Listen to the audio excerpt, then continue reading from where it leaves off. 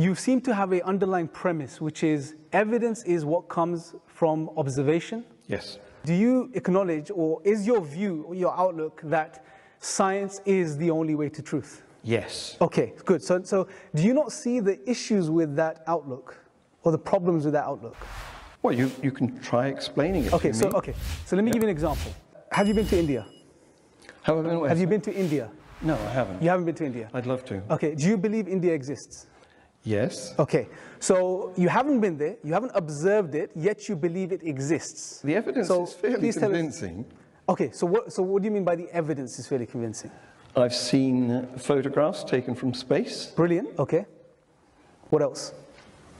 Do we need more? Okay, fine, fair enough. I was just giving you the benefit of the doubt that you can give us a bit more so I can work. I know of people who have come from India, who have visited India. Okay, a friend of mine is there now, and I'm on Messenger and Facebook with him. He's currently, where is he currently? Is it Calcutta? I can't remember. So look, here's the problem, John. You haven't observed India yourself, yet you believe it exists based on photographs and people that have been there. Now, how do you know those photographs are actually of India, and that you're not just being told they're of India?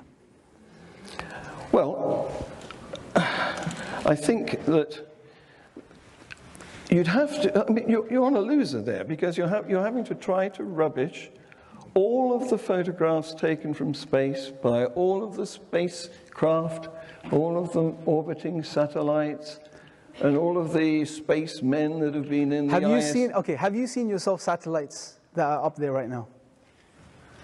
Yes, you can observe satellites. But have you observed them yourself through a telescope? I have, yes. You have? Okay.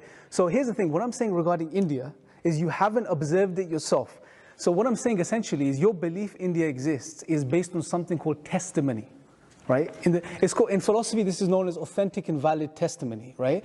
Which is, by the way, John, an integral part of the scientific method, right? Well, yes. Something you deny in your book itself. But the testament can itself be tested. I mean, with the right equipment, I can go and investigate India for myself. That's a potential, John. But right now you haven't done that, yet you believe India exists, right? So your belief is not based upon what you can do as far as observing it. It's based on something else. So what I'm trying to highlight to you, John, is that are you willing to acknowledge that there are other routes to knowledge other than just science, which you're demonstrating right now? By highlighting that you believe India exists, although you haven't observed it yourself. Pictures are testimonials. Someone is telling you those pictures are of India. You're going by the testimony of people. Let me give you another example which may be closer to home, which may help you a bit better, if you don't mind, right?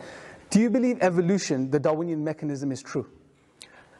Yes. Okay. I don't, listen, as an ex-science teacher, I don't use terms like I believe. I use terms like the evidence shows. The evidence shows. Shows that? That evolution is a fact. So you believe the Darwinian mechanism in particular? Well, now, are you going to pin me down to a man who died 150 years ago, or are you going to allow me to update evolution with what we've discovered since? Give us your definition then.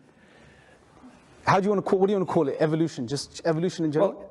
Well, at its basic level, all evolution means is change.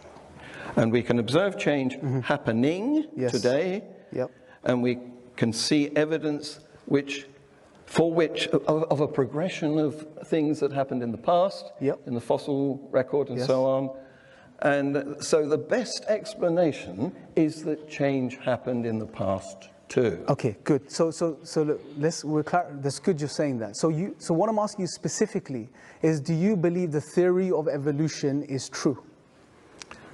Yes. Okay, so in you saying yes, have you done all of the observations which led to that conclusion of that particular theory? This is the "were you there" argument. Well, that's coming from your own perspective, because you said evidence is something which is observable, it's something that's repeatable, and something that's shareable. Anything, and you've said also in your book and your videos that anything that comes from the human mind can't be trusted because it's tainted. Your words. Yes, that's right. So the theory that you believe in is coming from the mind of a scientist. No, the theory that I subscribe to is that change can be observed, and potentially I can go and observe change. You know, I can go.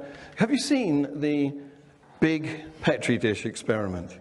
No, I haven't. A fantastic experiment. They made a petri, you know what a petri dish is? Mm-hmm. Yeah. It's a culture container which you put a nutrient jelly in, and then you can grow bacteria. Okay? They made a great big one. So let's make a distinction here. There is a difference between observations of science and theories of science, right? Yes. So what I'm trying to highlight to you is that there are other routes to knowledge which are involved even within the scientific method itself, which you have to rely upon for you to believe the conclusions of science. Well, which you reject, by the way. So I want to know, which way is it? Do you acknowledge that there are other routes to knowledge, such as testimonial knowledge, or do you hold firm to that science is the only way to truth? Where you are trying to put words into my mouth here. I'm asking you the question. Okay. So I'm sure everyone's really interested in the science lessons. I'm sure we've got a lot to learn from you, being an ex-physics teacher. Because you asked me about where I need to use belief in science. No, I'm asking you a very simple question. Do you acknowledge that there are other routes to knowledge which are integral to the scientific method itself, such as testimony? Or don't you acknowledge that? Are you just saying, just purely, because according to your book, and you may want to change your opinion, that observations, repeatable, and that are shareable, full stop. Mm-hmm. According to that type of definition, you're pigeonholing yourself in many ways. Because you, in a way, you're denying the scientific enterprise. You're denying science in itself. No. Right? Because... So just tell me this, John. John, do you believe in the theories of science? The theories of science do not need believing. I'm not saying they're absolute. I'm just asking. So do you ascribe... No, I wouldn't claim they were absolute. I claim that they are the best explanation currently. And do you acknowledge that they are also what's incorporated in the process of getting to the theory? There are other elements to it, such as testimony, reasoning, argumentation. Can we let John make his point? Yes. Every theory makes predictions. Yeah. And at that stage, you can believe the prediction or not. We would call it a hypothesis. And there will be rival hypotheses, just like there are rival runners in a horse race, and you can choose your favorite. Mm-hmm. Okay? And that is where belief is applied in science. So you'd acknowledge that? At the frontiers where we don't know. Okay, so let me ask you in a simple way. We've got 1 minute about 2 minutes left. Do you acknowledge testimony as a valid route to knowledge? It's a simple question. ألف لام ميم ذلك الكتاب لا ريب فيه